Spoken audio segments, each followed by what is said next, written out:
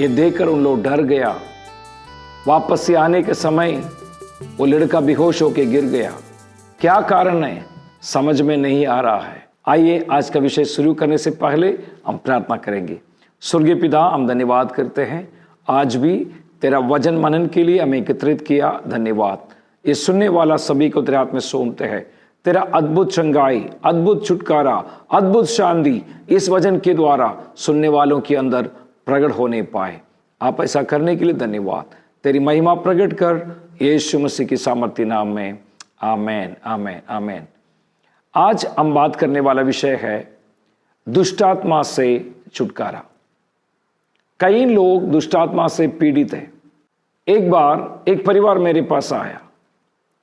उन लोग अपनी ठेले पर धंधा करने वाला है, पानी पूरी का धंधा करते हैं। एक दिन उन लोग धंधा करने के लिए बाजार में गया।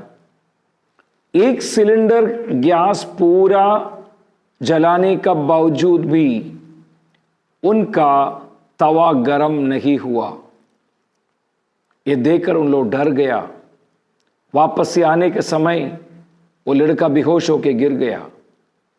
क्या कारण है समझ में नहीं आ रहा है। दुष्टात्मा का कार्य था। उस घर में जाके हमने प्रार्थना किया। प्रभु ने उनको चंगाई दिया, छुटकारा दिया, उनका जीवन को बदल डाला। शायद आपका जीवन में भी दुष्टात्मा से कई परेशानी आप सामने करने वाला व्यक्ति है। दुष्टात्मा ग्रसित व्यक्ति का छुटकारे के बारे में बाइबल बताता है। वहां एक व्यक्ति सालों से दुष्टात्मा ग्रसित होकर पहाड़ों में चिल्लाते हुए रहते थे। नंगा था, कपड़ा नहीं पहनते थे, कोई भी सांगलों से उसको बांध नहीं सकते थे। अपने आप को घायल करने वाला व्यक्ति। उस व्यक्ति के अंदर कई तरह की आत्मा वास करते हैं। एक मनुष्य के अंदर कई तरह का दुष्टात्मा वास कर सकता है। गुस्से की आत्मा है, झगड़े की आत्मा है, जलन की आत्मा है, कई प्रकार की आत्मा। और इस व्यक्ति के अंदर अपने आप को घायल करने वाला, मतलब आत्महत्या करने वाली आत्मा, चिल्लाने वाली आत्मा। यीशु मसीह गरसेनियों के देश में पहुंच गया तो ये दुष्टात्मा ग्रसित व्यक्ति चिल्लाकर बोला, आप क्यों आ गए? यीशु मसीह को दुष्टात्मा के ऊपर अधिकार है करके दुष्टात्मा अच्छा से जानते हैं। इसलिए डॉक्टर ठीक नहीं कर पाया, वैद्य ठीक नहीं कर पाया, बाइगा ठीक नहीं कर पाया। प्रभु के दास लोग प्रार्थना करने से कैसे ठीक होते हैं? कई लोग सवाल करते हैं, हमने तो बहुत कुछ किया, ठीक नहीं हुआ, इन लोगों से प्रार्थना से क्या होगा? जी, हमारी प्रार्थना नहीं, यीशु मसीह का सामर्थ। आज आप सुनने वाला वचन भी यीशु मसीह का सामर्थी वचन है। ये आपको छुटकारा दिला सकता है। आपका घर के अंदर, आपका व्यक्तिगत जीवन में, आपका खेत में, आपका बिजनेस में दुष्टात्मा से आप परेशान हैं तो आज का वचन आपके लिए छुटकारा प्रदान करेगा। यह व्यक्ति यीशु मसीह को देखकर चिल्लाने लगा, मुझे परेशान मत करो। लेकिन यीशु ने उनका नाम पूछा। उसने कहा, मैं सेना हूं, हम 6000 लोगों का झुंड है। एक मनुष्य के अंदर 6000 प्रकार के दुष्टात्मा वास करते थे।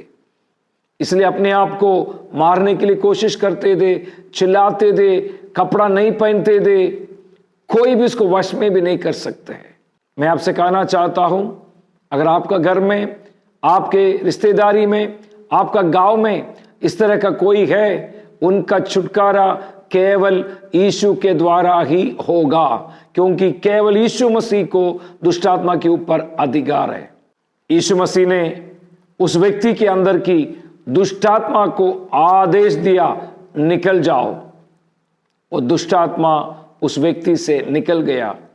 हम आगे पढ़ते हैं। वो व्यक्ति कपड़ा पहनकर सचेत होकर यीशु मसीह के पांवों में बैठकर उसकी गवाही देने लगा। जब कभी आप यीशु के पास आते हैं, यीशु चंगाई देते हैं, छुटकारा देते हैं। यीशु के पांवों में बैठना बहुत जरूरी है। जिसने आपको छुड़ाया वो यीशु के छोड़कर कहीं नहीं जाना। जिसने आपको छुटकारा दिलाया उसका गवाही बताना।